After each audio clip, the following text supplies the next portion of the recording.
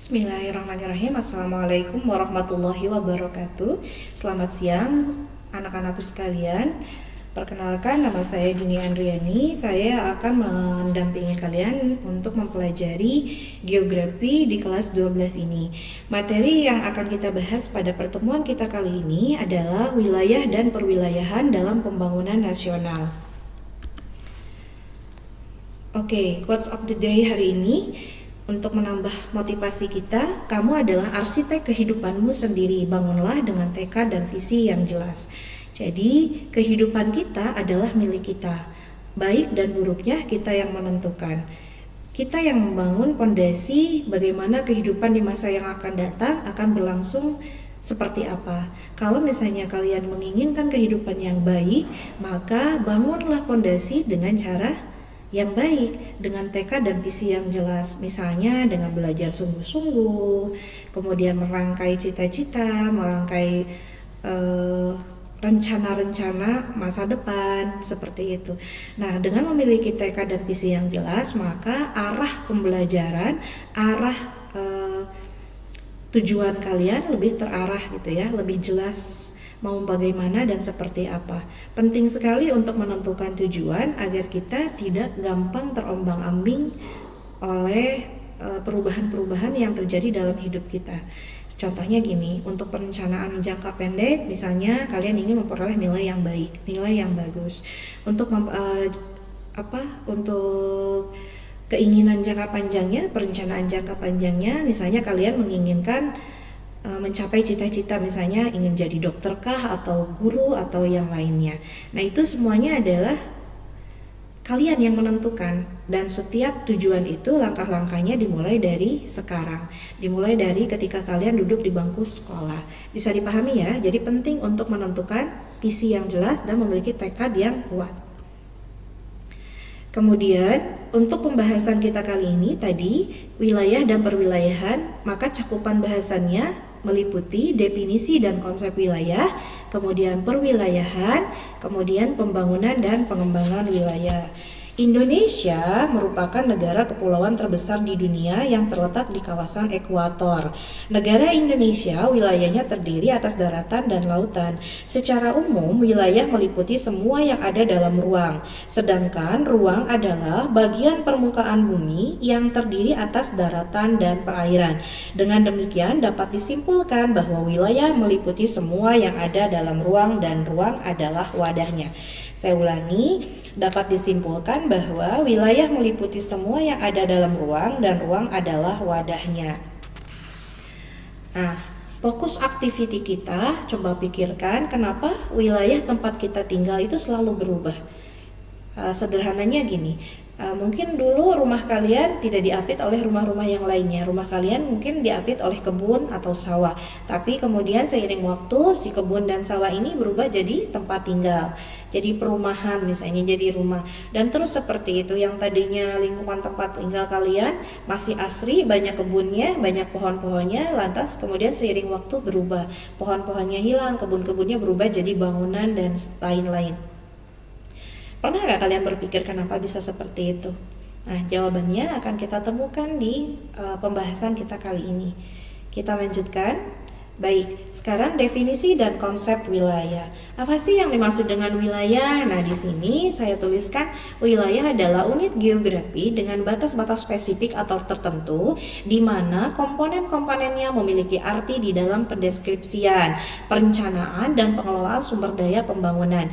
Misalnya, wilayah pedesaan dan perkotaan dapat dibedakan berdasarkan bagian-bagian yang dimilikinya, seperti karakteristik bentuk fisik dan pertumbuhan wilayahnya. Sementara menurut Richard Hurston, wilayah adalah suatu area dengan lokasi spesifik dan dalam aspek tertentu berbeda dengan area lainnya yang berupa mozaik. Dalam konsep wilayah, unit areanya adalah objek yang konkret dengan karakteristik yang unik. Pada definisi di atas yang tadi saya baca, terdapat kata kunci yaitu area yang memiliki karakteristik berbeda dengan area lainnya. Dengan demikian, dalam hal-hal tertentu, suatu wilayah dapat dibedakan dengan wilayah lain di sekitarnya. Batasan wilayah tidak selalu bersifat fisik. Batasan wilayah dapat juga berupa interaksi antar manusia atau sosial budaya dalam batasan geografi. Wilayah dengan identitas budaya tapi tidak memiliki batas yang jelas disebut wilayah vernakular.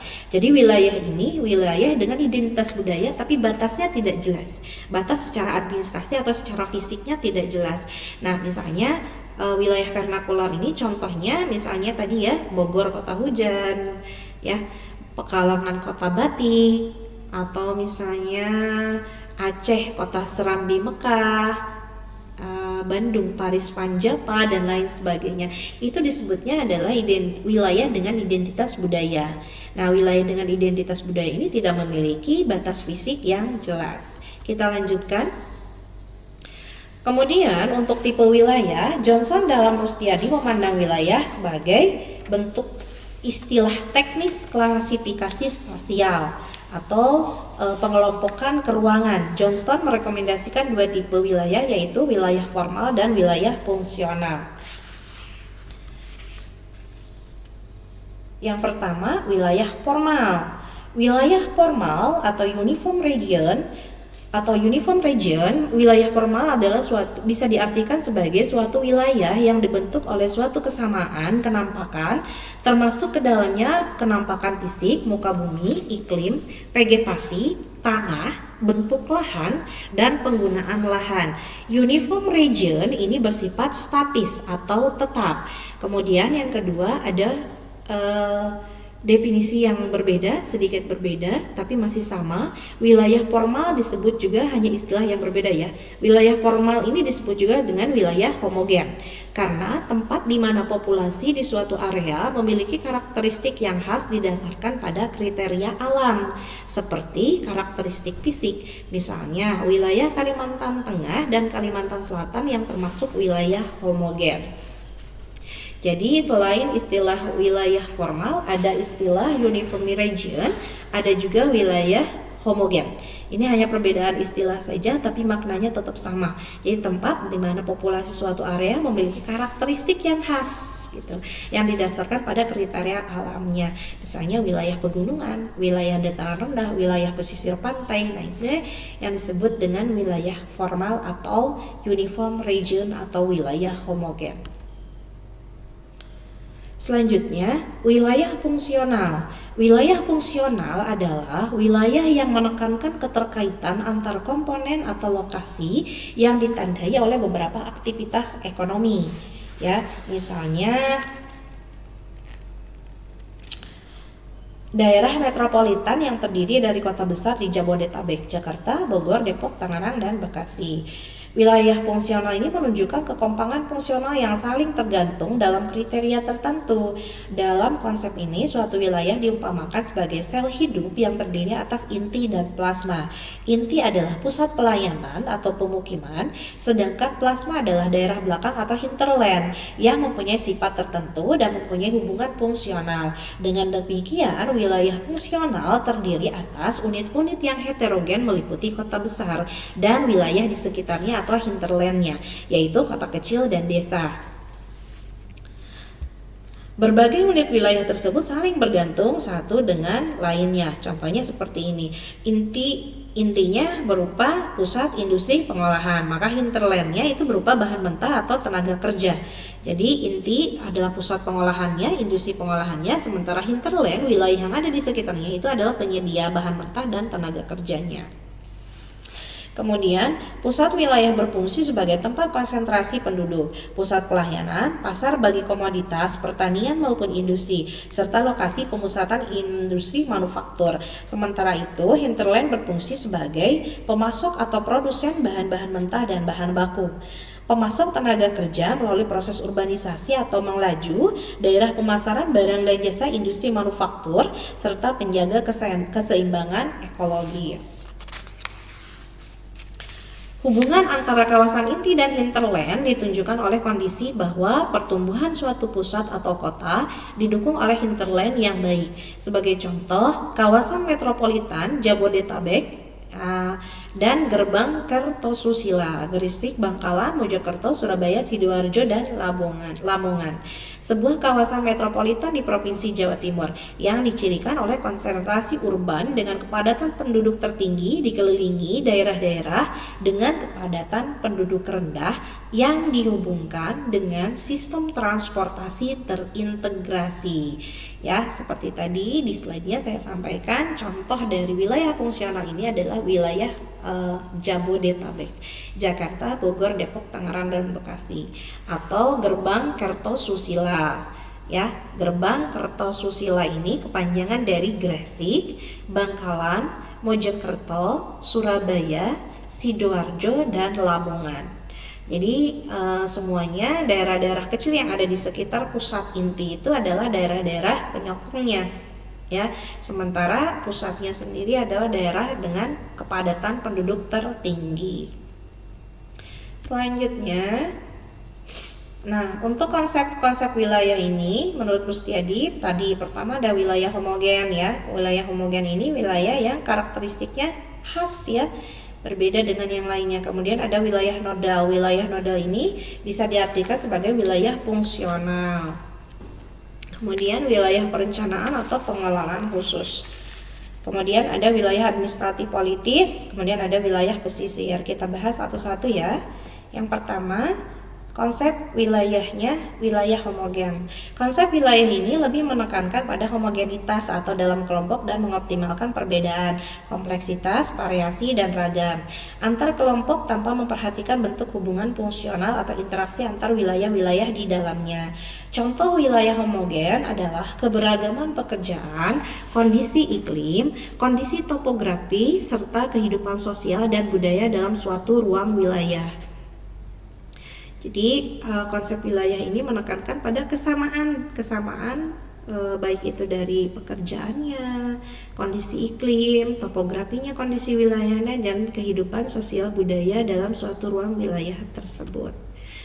Selanjutnya, wilayah nodal. Konsep wilayah ini lebih memfokuskan pada pengendalian pusat dan ketergantungan terhadap pusat.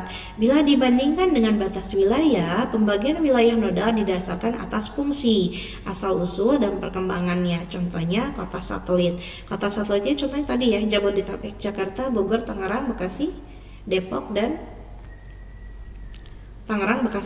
Depok, Tangerang, dan Bekasi. Ini kota pusatnya, kota intinya adalah Jakarta, sementara kota sekitarnya Bogor, Tangerang, Bekasi, Depok, Tangerang, Bekasi ini masuk dalam istilah kota satelit. Selanjutnya, wilayah perencanaan atau pengelolaan khusus. Wilayah perencanaan atau pengelolaan khusus tidak dibatasi oleh administrasi, namun dibatasi oleh batas alam seperti daerah aliran sungai.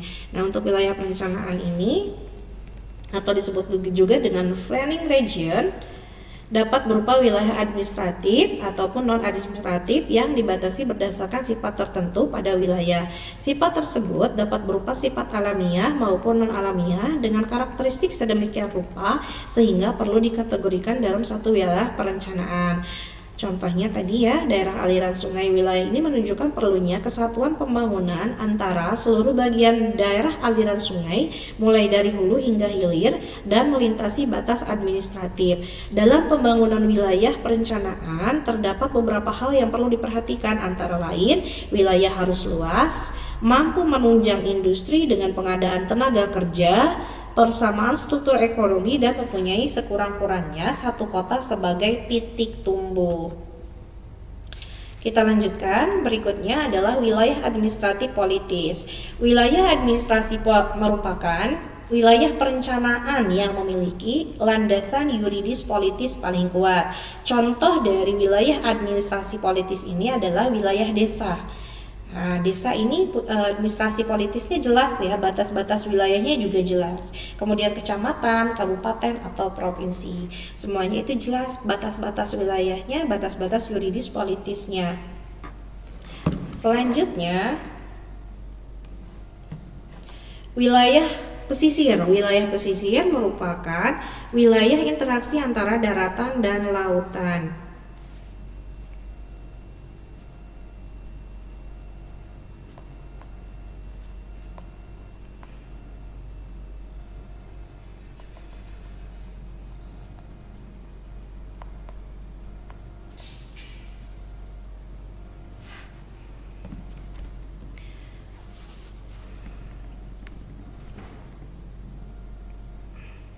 Wilayah pesisir merupakan wilayah interaksi antara daratan dan lautan atau dapat didefinisikan sebagai daerah peralihan dari ekosistem darat dan laut. Jadi transisi antara darat dan laut.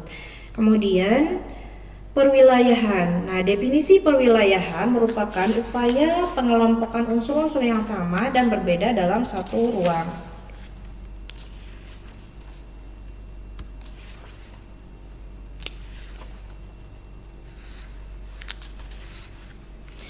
Suatu wilayah dapat dibagi ke dalam perwilayahan dengan kriteria seperti aspek ekonomi, fisik, sosial, budaya, politik, dan geografis.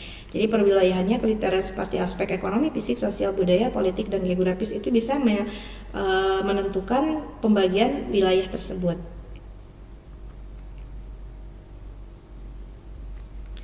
Contoh perwilayahan apa?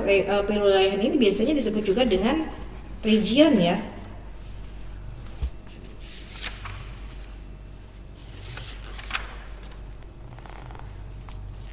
Perwilayahan ini biasa juga disebut region. Penerapan dari konsep wilayah yang dikembangkan akan menghasilkan perwilayahan. Jadi perwilayahan ini juga bisa sebagai pengembangan dari wilayah itu sendiri.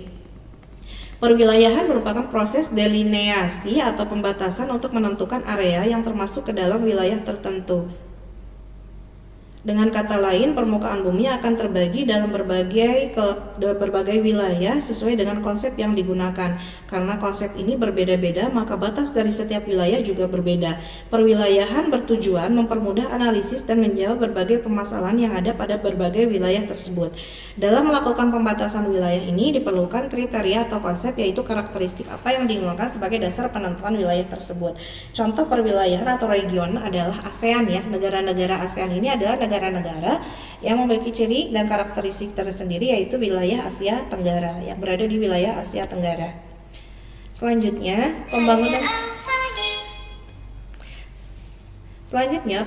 dan pengembangan wilayah di Indonesia.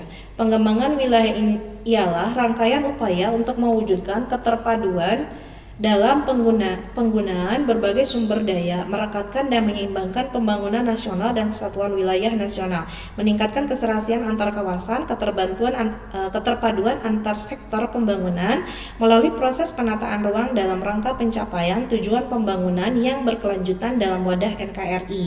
Ini menurut Dirjen PR Departemen Pemukiman dan Perencanaan Wilayah tahun 2003. Pembangunan adalah upaya sistematik dan berkesinambungan untuk menciptakan keadaan yang dapat menyediakan berbagai alternatif yang sah bagi pencapaian aspirasi setiap warga yang paling humanistik. Selanjutnya, pembangunan dan pengembangan wilayah di Indonesia ini terkait dengan konsep pengembangan dan pembangunan wilayah di Indonesia bersifat dinamis. Artinya, dalam setiap pengembangan dan pembangunannya sesuai dengan kebutuhan dan kondisi yang ada. Teori yang mendukung sejarah pengembangan konsep pembangunan di Indonesia yang pertama ada Walter Izard, mengkaji hubungan sebab akibat dari faktor-faktor utama pembentuk ruang wilayah, yaitu faktor fisik, sosial, ekonomi, dan budaya. Kemudian ada Sutami, pembangunan infrastruktur yang intensif untuk mendukung pemanfaatan potensi sumber daya alam akan mampu mempercepat pengembangan wilayah. Permasalahan dalam pembangunan wilayah yang pertama adalah adanya ketimpangan antar wilayah. Ketimpangan antar wilayah merupakan permasalahan yang utama. Ketimpangan ini disebabkan oleh potensi yang tidak sama dalam hal sumber daya alam dan sumber daya manusia. Akibat ketimpangan antar wilayah, yaitu kemajuan dan kemakmuran yang tidak sama pada masing-masing wilayah, pemerintah terus berupaya melakukan pembangunan yang bertujuan untuk mengurangi ketimpangan antar wilayah. Pembangunan infrastruktur seperti jalan tol, bandara, serta pembangunan rute tol laut merupakan upaya untuk mempermudah distribusi sumber daya alam dan hasil industri sehingga dapat diperoleh satu harga yang sama untuk seluruh wilayah Indonesia. Ketimpangan antar wilayah tidak hanya terjadi di dalam wilayah suatu negara, tapi juga antar negara. Perbedaan penataan ruang dan penggunaan teknologi kedua kota, misalnya pada kota New York, Amerika Serikat, dan kota Fort Prince, Haiti, ada perbedaan penataan ruang dan penggunaan teknologi di kedua kota ini, menunjukkan ketimpangan antar wilayah. Negara maju dan negara sedang berkembang juga menunjukkan gejala ketimpangan antar wilayah secara global, akibat perbedaan potensi sumber daya alam dan sumber daya manusia yang dimiliki. Kemudian kemunduran wilayah. Kemunduran wilayah ini permasalahan lainnya merupakan permasalahan lainnya dari pembangunan wilayah di Indonesia. Kemunduran wilayah akibat ditinggalkan oleh penduduknya, misalnya ya, wilayah yang ditinggalkan penduduk misalnya pada wilayah pertambangan. Ketika bahan tambang masih dapat dieksploitasi, wilayah tersebut menarik minat penduduk. Namun demikian, penduduk ini hanya bersifat sementara dan tidak ada tujuan untuk menetap, apalagi mengembangkan wilayah pertambangan tersebut. Ketika sumber dayanya telah habis atau ada sumber daya lain yang menggantikan fungsi bahan tambang tersebut, wilayah ini akan ditinggalkan. Contoh wilayah lain yang ditinggalkan oleh penduduk adalah pusat industri yang tidak lagi beroperasi. Hal ini bisa terjadi karena investor memindahkan lokasi pusat industri, perubahan teknologi yang membuat hasil industri tersebut tidak lagi dibutuhkan, kekurangan bahan baku, menurunnya permintaan pasar, dan sebab lainnya. Untuk mengatasi permasalahan wilayah diperlukan perencanaan pembangunan wilayah. Tarigan pada tahun 2005 menjelaskan definisi perencanaan wilayah yaitu mengetahui dan menganalisis kondisi saat ini, meramalkan perkembangan sebagai faktor non-controllable yang relevan, memperkirakan faktor-faktor pembatas, menetapkan tujuan dan sasaran yang diperkirakan dapat dicapai, menetapkan langkah-langkah untuk mencapai tujuan tersebut, serta menetapkan lokasi dari berbagai kegiatan yang akan dilaksanakan. Definisi perencanaan akan menjadi perencanaan wilayah, maka harus ditambah unsur lokasi. Perencanaan wilayah sangat diperlukan dalam pembangunan. Setidaknya ada 6 alasan pentingnya perencanaan wilayah menurut Robson Tarigan. Yang pertama, banyaknya potensi wilayah yang terbatas serta tidak dapat diperbaharui. Kedua, perubahan teknologi dan cepatnya perubahan dalam kehidupan manusia. Ketiga, kesalahan perencanaan yang sudah dieksekusi sehingga tidak dapat diubah atau diperbaiki. Kemudian keempat, lahan dibutuhkan oleh setiap manusia untuk menopang hidupnya. Kelima, tatanan wilayah menggambarkan kepribadian dari masyarakat yang berdomisili di wilayah tersebut, di mana kedua hal tersebut saling mempengaruhi. Kemudian yang terakhir, potensi wilayah berupa hasil alam maupun hasil karya manusia pada masa lampau merupakan aset yang harus dimanfaatkan untuk kemakmuran rakyat yang sebesar-besarnya dalam jangka panjang dan bersifat lestari. Baik, pembahasan kita sudah tuntas untuk materi mengenai wilayah dan perwilayahan. Untuk selanjutnya, silahkan dikerjakan analisis literasinya, dimulai dari recall. Nomor 1, apa perbedaan antara wilayah dan perwilayahan? Nomor 2, ada berapa tipe wilayah menurut Johnston? Kemudian nomor 3, konsep-konsep wilayah menurut Rustiadi. Nomor 4, sebutkan dasar pembentukan regionalisasi atau perwilayahan. Kemudian nomor 5, sebutkan masalah-masalah dalam pengembangan dan pembangunan wilayah Indonesia. Selanjutnya, untuk interpretasinya, apakah ada kesenjangan dalam pengembangan dan pembangunan wilayah Indonesia di bagian timur dan barat? Apa kaitan antara pemanfaatan sumber daya alam dengan pengembangan dan pembangunan? Kemudian permasalahan apa saja yang akan muncul ketika pengembangan dan pembangunan wilayah tidak merata? Terakhir, untuk reviewnya, menurut kalian dalam hal apa saja terjadi kesenjangan dalam pengembangan dan pembangunan wilayah pedesaan dan perkotaan, dan bagaimana cara mengatasi hal tersebut? Kemudian potensi apa saja yang bisa kalian kembangkan di wilayah tempat tinggal kalian? Itu dikerjakan nanti ya di buku tugasnya masing-masing, kemudian dikumpulkan sesuai tenggat waktu yang disampaikan di kelasnya. Terima kasih untuk pertemuan hari ini. Saya tutup. Sekian. Wassalamualaikum warahmatullahi wabarakatuh.